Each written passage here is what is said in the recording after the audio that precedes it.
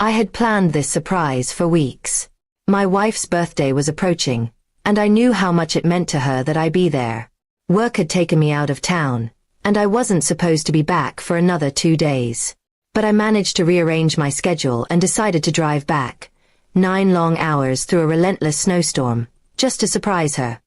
The roads were barely visible, and the snow kept falling like a curtain. Several times I thought about stopping and booking a motel, but the thought of seeing the look on her face when I walked through the door gave me strength. I imagined her eyes lighting up, her arms wrapping around me, her voice cracking with emotion. I rehearsed everything I would say in my head during that long drive. I even picked up her favorite flowers, white lilies, from a gas station an hour away from town. I knew they weren't fresh, but it was the thought that counted. I smiled thinking how she always complained about getting older but secretly loved the attention. By the time I reached home, it was well past 11 p.m.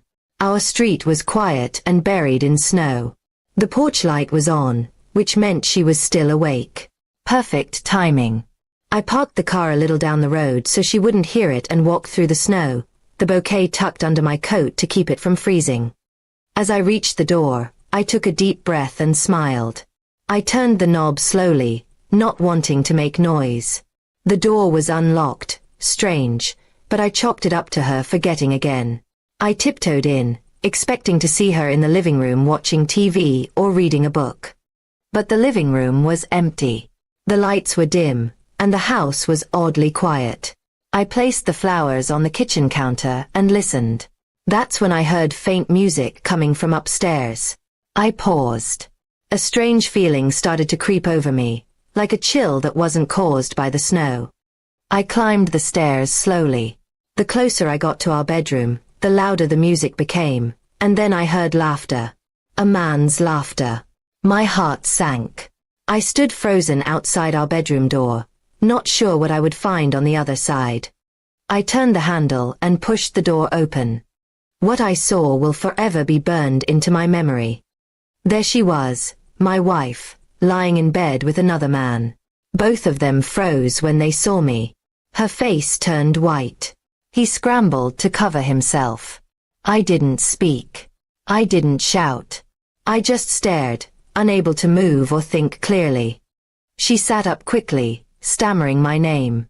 "It's not what it looks like," she said, the most cliched line possible. I couldn't believe it.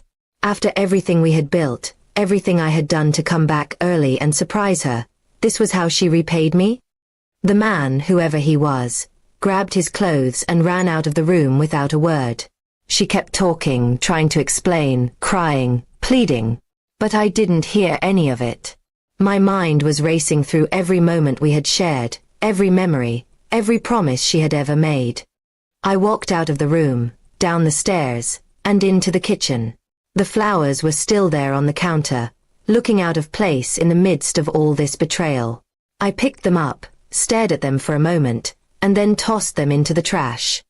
She followed me, wrapped in a blanket, still crying. She begged me to talk to her, to let her explain, to forgive her. But what was there to forgive? She had made a choice, long before I ever opened that door. "I trusted you," I finally said. My voice sounded hollow, distant. "I drove 9 hours through a storm for you." She reached for me, but I stepped back. Her tears didn't move me anymore. Her sorrow felt like a performance. Too little, too late. I had given her everything. And this is what she gave me in return. I went to the hall closet, grabbed my small suitcase that I had just brought in, and packed a few clothes back into it. She asked me not to leave. I didn't respond. I walked to the